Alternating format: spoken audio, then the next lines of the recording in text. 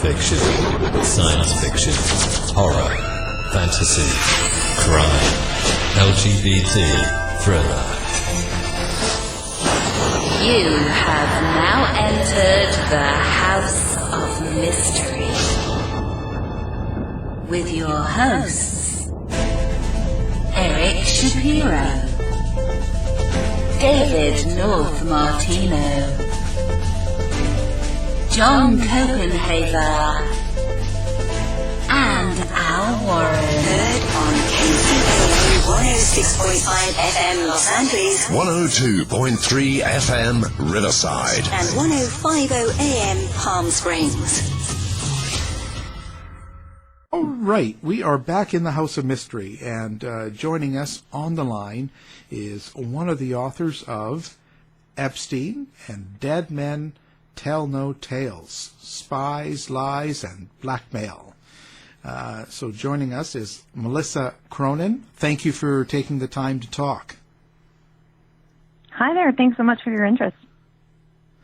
Wow. So now let's put, because you haven't been on the show before, so put you into kind of context. So where is it that you come from, and how did you get caught up in Epstein?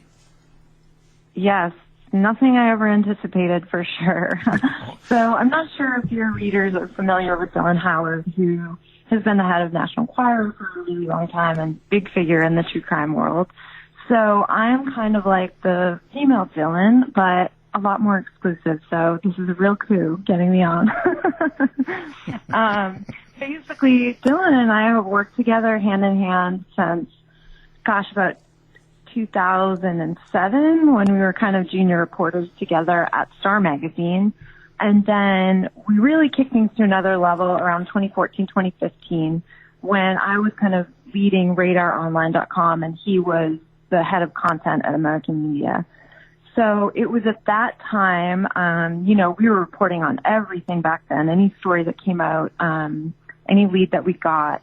And this was the time when the first documents came out from the Virginia Giuffre lawsuit in Florida. So we got these documents from the court that had the most explosive allegations against Prince Andrew, against other really high-profile figures, and both of us were just blown away by the extent of this story and the impact of this story. So we covered that case really deep in detail, doing stories every day in 2015. We actually published the first interview with Virginia Roberts Giuffre way back then in 2015. It really didn't get picked up that much. People didn't really, take it and run with it. There wasn't a mass push for justice against Jeffrey Epstein at the time. He was still living his life in Florida, Paris, the Caribbean. So, that was always kind of disappointing. And, as a reporter, you never want to have those loose ends hanging out in the world. You want to see the story to fruition and find the truth. So our work on it ended then, but we always wanted to pursue it further. Well, when something like that happens, okay, so you've been reporting, there's these stories you have, and it never really takes off, yet he's kind of a bad guy. What can you do as a reporter, or and why do you think that is? Why is it that certain people can get away with something that Joe Blow down the road couldn't? Yeah, it's something that I've thought about a lot, not just with Epstein, but other stories over the years that didn't really make a ripple. I think part of it is it's really hard for people to confront these kind of stories and to accept the reality that these kind of people live among us doing the kinds of things that they do, and to feel that sense of helplessness as a reader, not knowing what you can do to stop it. A lot of readers have reached out to me in the wake of our book release asking what they can do. And I always say the best thing that you can do is to keep talking about it, whether that's on Twitter for someone who's, just amateur detective falling from the armchair, or publishing a book like we did. Just continuing to talk about it and not let it fade into the background in whichever way you can is really the only way to make sure that you stay on the path of justice. Do you think the political climate, the Me Too movement, and the exposing of Harvey Weinstein helped to make this story larger later on? Absolutely. That's a huge part of it. The cultural shift to believing victims and taking what they have to say as truth and as weighty evidence. Back in 2005, 2006, when Epstein was first investigated, the police back then had 34 minor girls who had testified in police interviews about his crimes. And back then, that wasn't enough to get him jail time. 34 girls talking about being sexually abused. So now, in 2019, almost 2020, the way the culture has shifted, even one woman's allegations have so much more weight than they used to. Yeah, it's a lot harder for these guys to buy their way out of trouble now. Right. And thank goodness for that. So now, so that sort of happened, and how did it come back to you, this Epstein story? So I actually retired from the tabloid industry in 2017 and moved out to Palm Springs, started a couple businesses out here. I was kind of not living the reporter life anymore. So when he was arrested, Dylan reached out to me via email, and we just started talking about it. Like, can you believe this? And, our theories about it. And, remember that person that said this about him? And we just decided to fire up the team again and work on the podcast together. So this has been, kind of, while I've been doing this project, I've been doing my other normal job too, but once a reporter, always a reporter. So it's been awesome and really vindicating to pick up the story again and have people actually care about it. Wow. Now, when you guys were doing this, was there something that absolutely surprised you in your research that you didn't expect? Let's see. I think, honestly, the most shocking thing for me was one of the smallest details, and that was watching the police victim interviews, which I saw for the first time as part of the research for this podcast and book, and seeing they were labeled with the birth dates of the victims. So seeing the birth dates of these women and really seeing how young they were, and then watching them describe the horrible things that happened to them to a strange man in a room somewhere, and hearing the pain in their voices was like a whole new level of understanding about the case. And then on the flip side, equally disturbing was we made a huge list of all of the victims that we had identified over the years, dozens of women across the country. And in our investigations, in terms of trying to find where they were today and if we could find them, we found such a pattern of drug abuse and trouble with the law and just like horrible things that have come out of the trauma that they experienced as young women.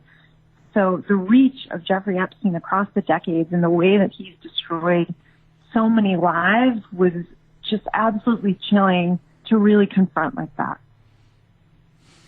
Is there some particular method he used in order to have so many victims for so many years in so many locations and yet never really be brought down before just what happened recently?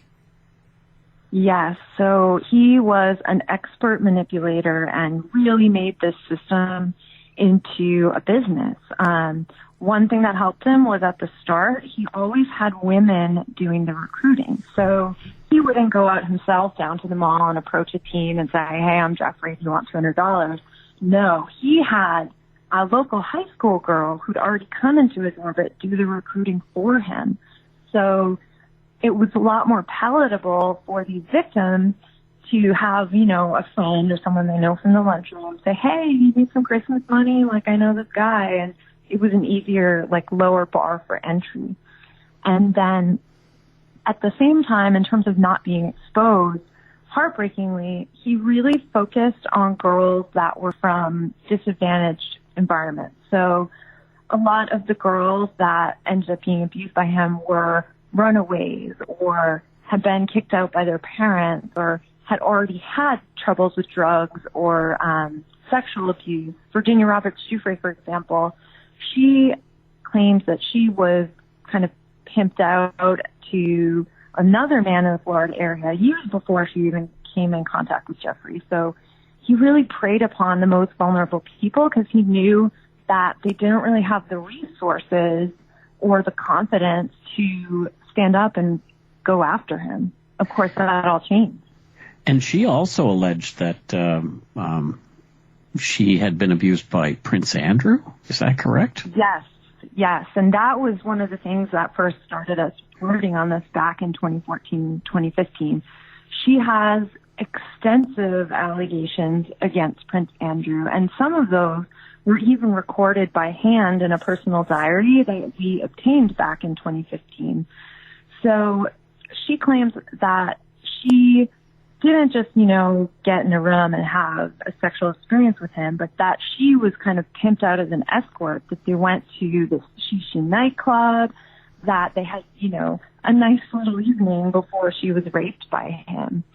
And now it's more than 5 years after she first made those allegations, but it looks like there's finally some kind of justice for him as he is kicked out of Buckingham Palace. He's essentially been fired by his mom. He doesn't get any money anymore.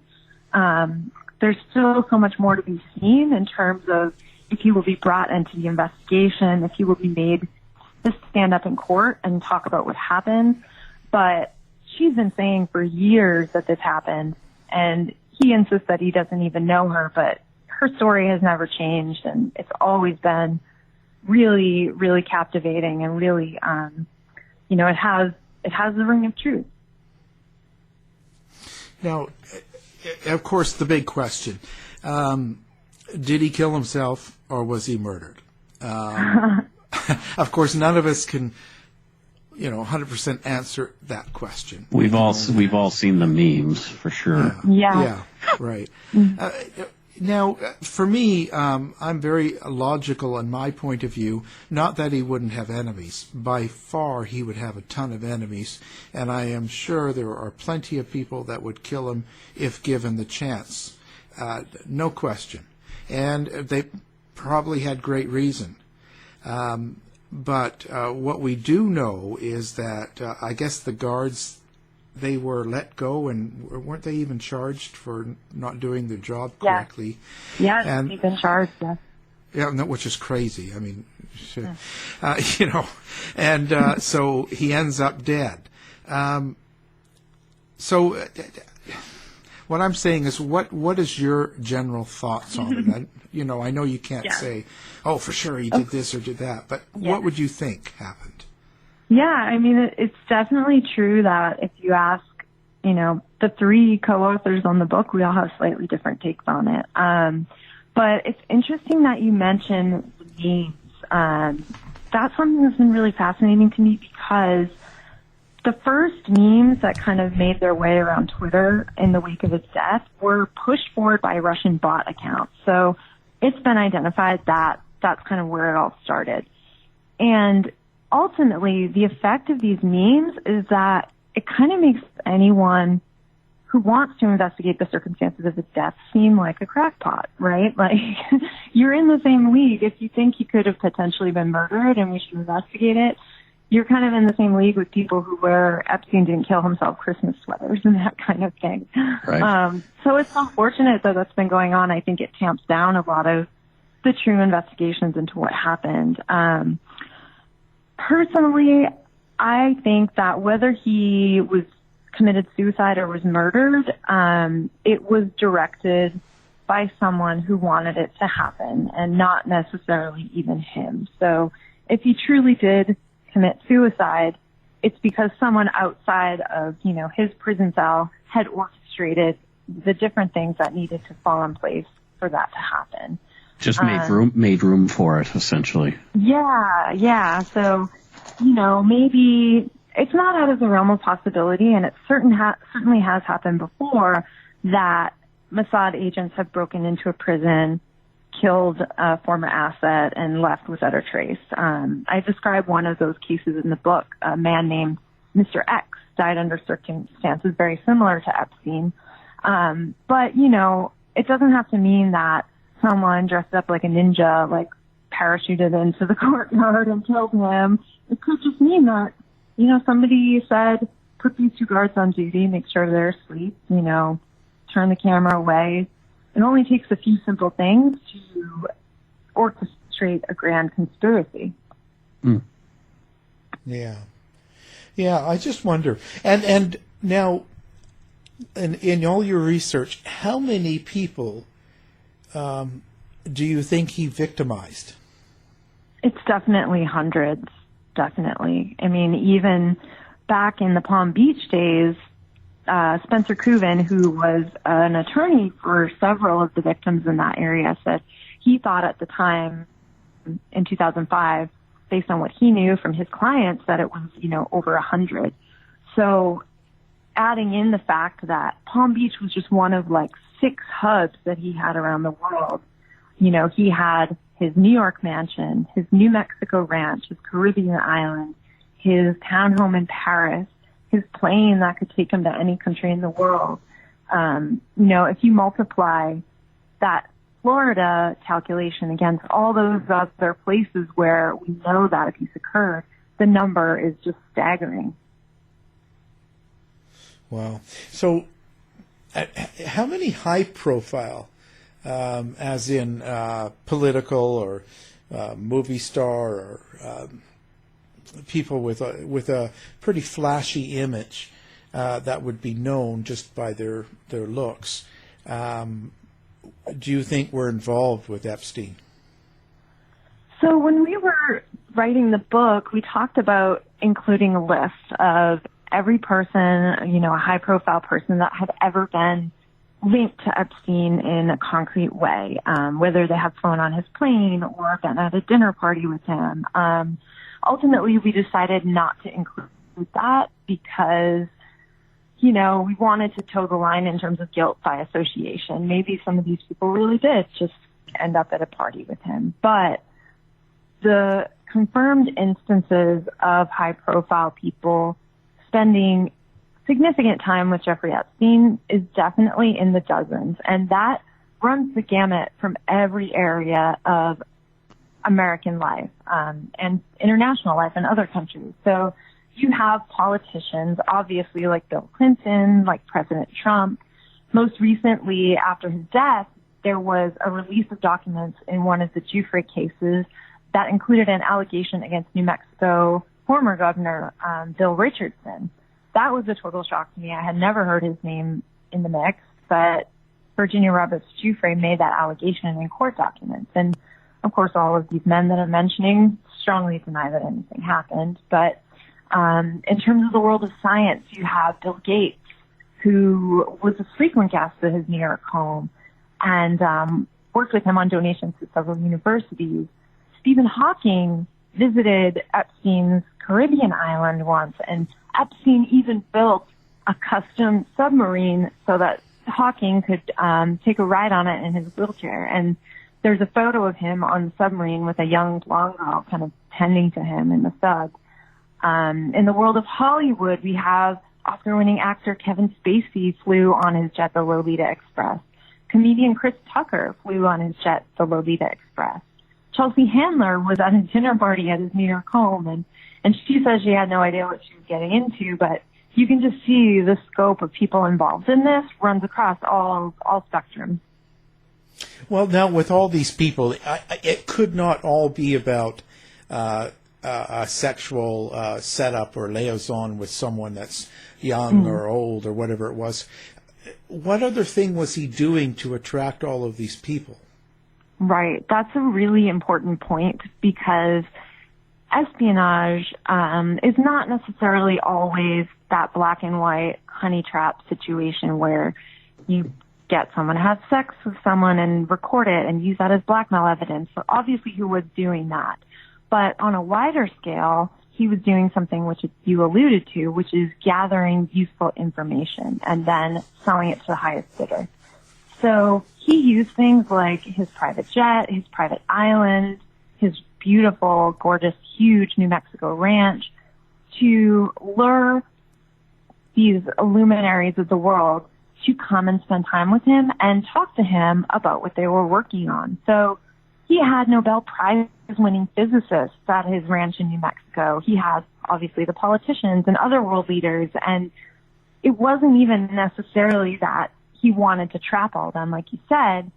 And he would take what they talked about at their dinners and information about, like, their projects and different new theories that were being developed, things that could be applicable to surveillance and armament development and scientific development. This information was hugely useful to foreign nations like Israel and Saudi Arabia. So that's a really important piece to understand in terms of the world of Jeffrey Epstein. The titillating, evil, scandalous, sexual stuff is the surface, but underneath it was all these relationships and transfers of information that were really probably like the most useful thing he could deliver.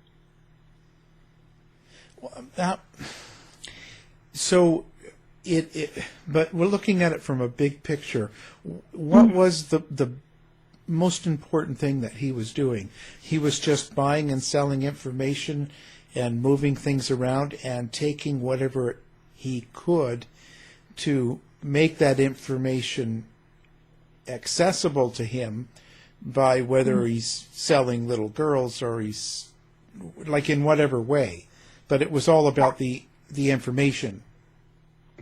Yes, that was primarily the goal versus necessarily the blackmail leverage. I think that was a piece of it.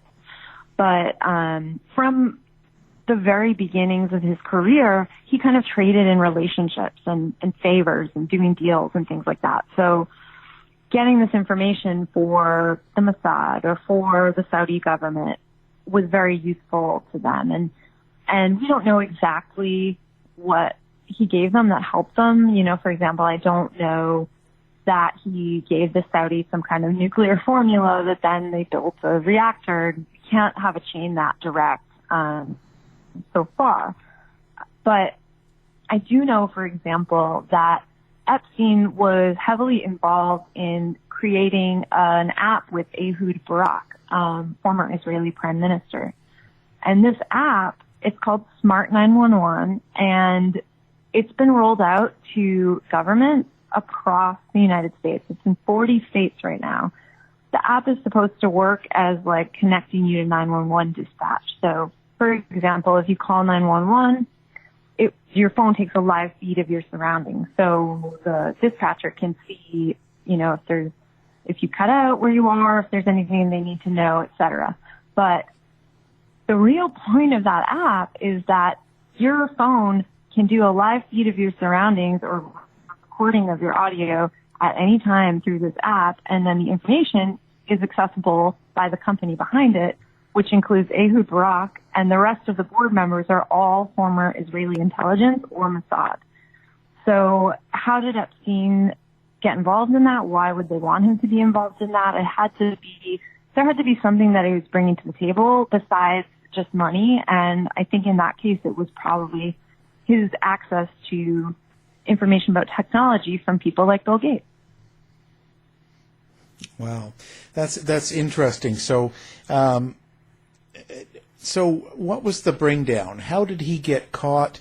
And finally, is what I should say, because he'd been entertaining this way for years, at least 20 years, with all of the famous people, and he must have been involved or at least watched by agencies like CIA, FBI, Intel, all the different groups. So what made it fall apart on him suddenly here? I think it was what we were talking about before, just kind of that cultural shift that made it not tenable anymore.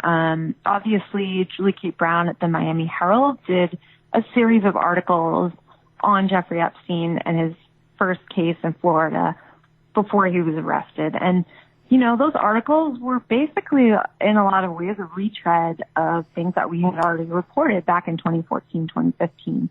But for some reason, at this time in the culture, they were explosive and people were willing to listen and willing to promote it and things like that. So I think that's part of it. The Southern District of New York has publicly said that her journalism motivated them to look into the case and consider pursuing it.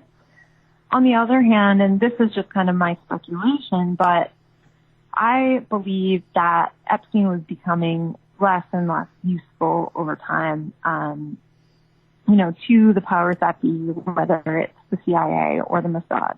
The reason being, things like the app that I just described, modern day espionage and modern day intelligence gathering does not happen in back rooms and orgies and things like that. Spying doesn't really depend on spies anymore because we have the technology to basically spy on ourselves, to allow anyone in the world to come into our phone, which is kind of, a perfect microcosm of everything about us.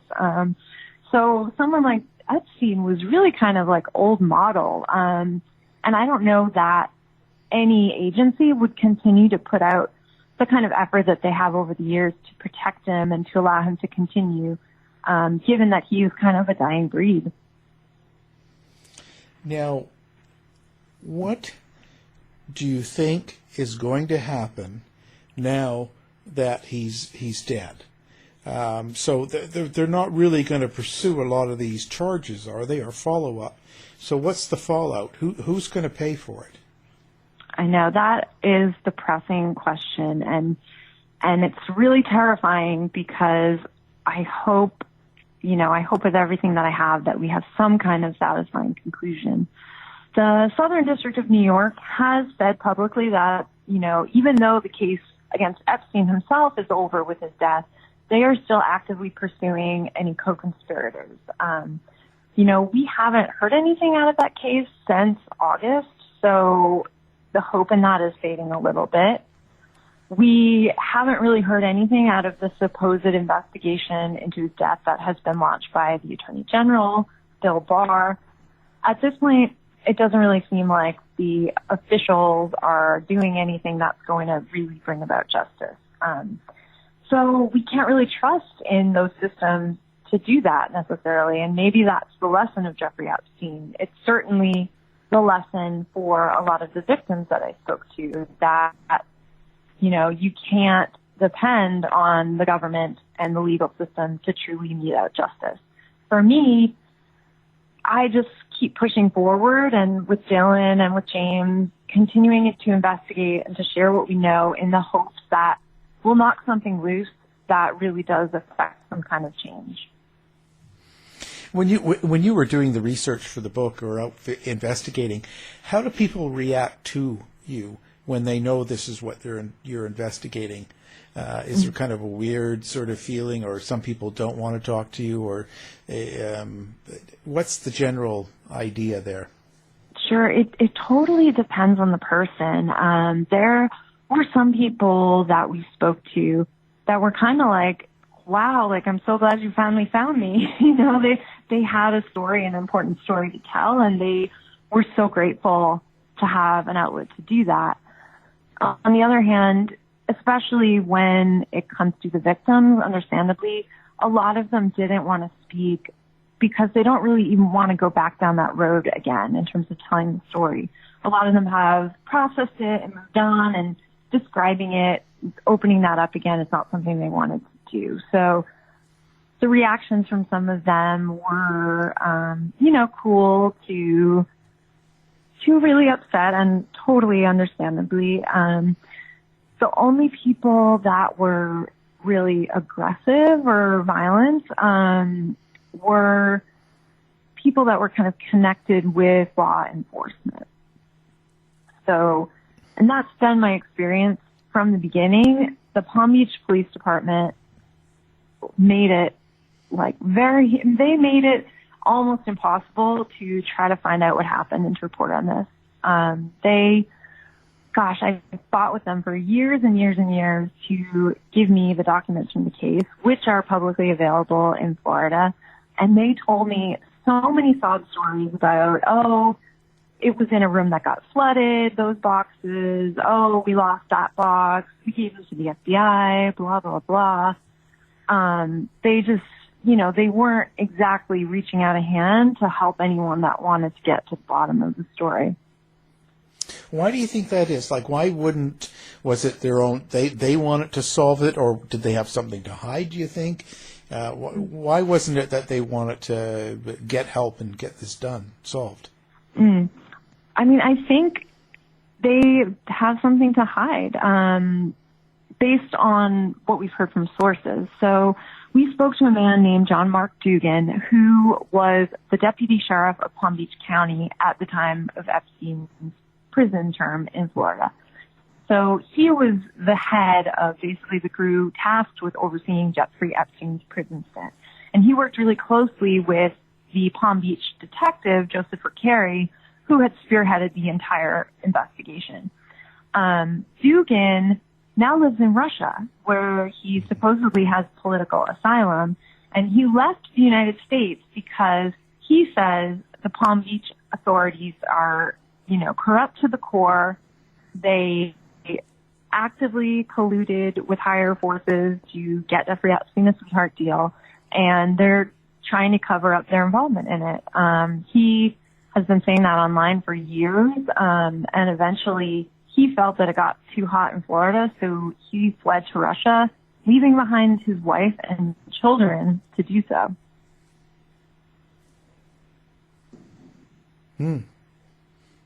Yeah, actually, I've interviewed him in Russia. Oh, cool. Yeah. Cool, yeah, he's definitely a character, right? Yeah, he is. And he says he's got tapes with people on it, and I know one of his publisher was over in Russia for a week to watch some of the tapes and things like that. So it's pretty interesting. But the bottom line is, do you think anybody will get taken down, someone big or not? I do, and you know what? I don't think it'll be the sex crimes that does it. I think that we're going to see some icons tumble, kind of in the same way that the mafia did. So I think we'll see financial cases or tax evasion and different kinds of things that will bring these people down, because as the Southern District is investigating people who they believe to be co-conspirators, they might not find the slam dunk evidence that they raped a child. But in that investigation, I think they are definitely going to uncover further information that they could then use to bring some kind of justice to these people connected to the case. So, I'm definitely waiting with bated breath to see who's going to be the first one. In the meantime, it is some measure of satisfaction to see Prince Andrew basically kicked out of the royal family. We certainly never expected that to happen, but it's going to be a long slog through this in any case. Yeah, because if you remember Prince Andrew, years ago, he was running around with, strippers and all that stuff way back in the 90s. So right. He always did have a bad attitude. So whatever he did here is even worse than that. So yeah, and they didn't seem to care back then, right? There were photos of him on yachts, topless women in Thailand and everything like that, and the Queen just looked the other way. Yeah. So for her to kick him out of the palace is kind of a big deal. Yeah, well, maybe he wasn't doing his laundry.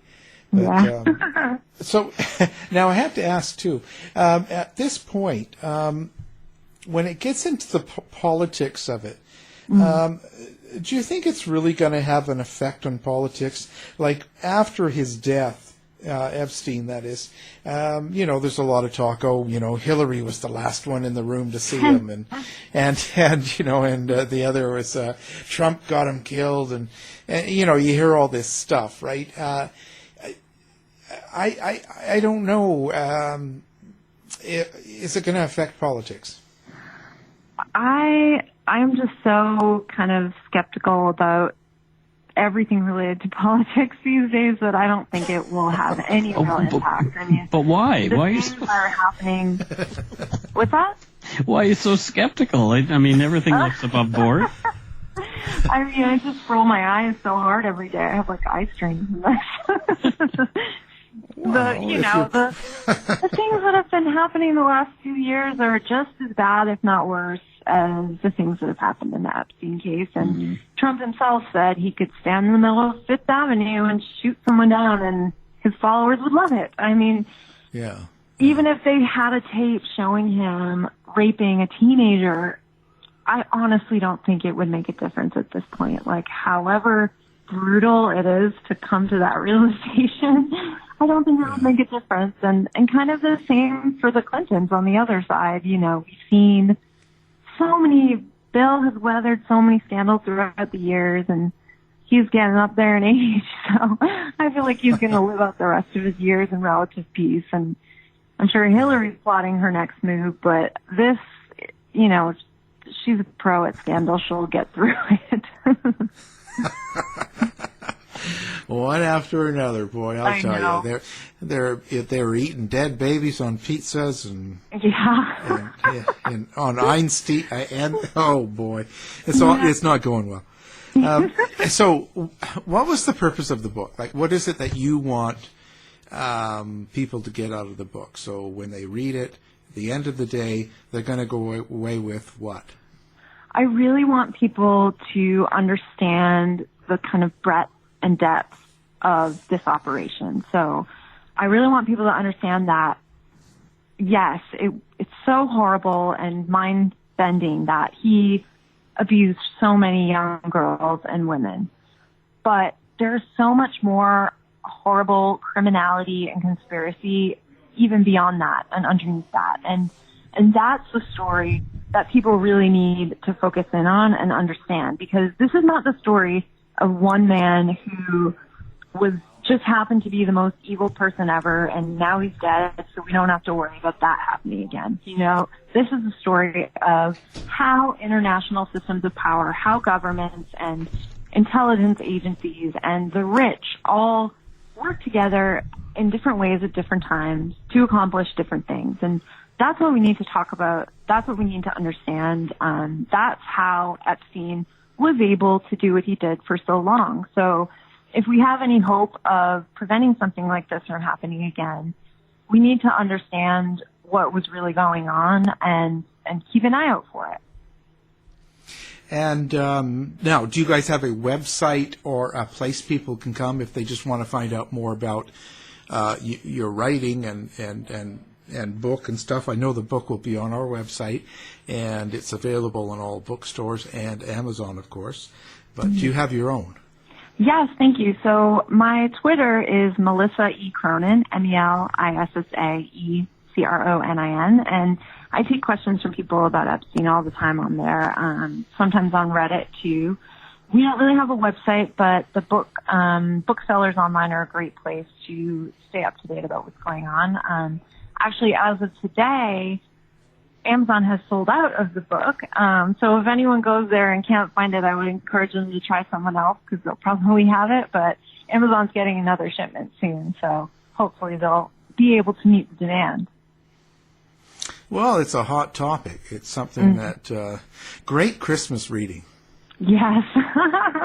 Everyone in my family's getting one. So. Yeah, well, that's fantastic. And now, was Dylan involved in Epstein as well, or? Yeah. You mean from the reporting front, right? Yeah, that's it. Yeah, I'm going to get him in trouble here. Yeah. No. Well, I appreciate everything you've done, and the work in the book is excellent. And when people can get a chance to buy it again, it will be up. And it's on our website as well, so people listening can do one click and get the book. And again, thank you very much. Interesting subject. I think there's so many angles and questions that this covers, and just kind of explains a lot of what goes on in society, that everyone should read it. Thank you. And yes, there still are questions that remain, and we're thinking about the sequel already. But in the meantime, I just want to thank you for your interest in giving me the platform to talk about it, because like I said, all we can really do to prevent this is to keep talking about it. Thanks so much. Fantastic. Thanks for being here. To find out more about our show, guests, or to listen to past shows from our archive, please go to www.houseofmysteryradio.com.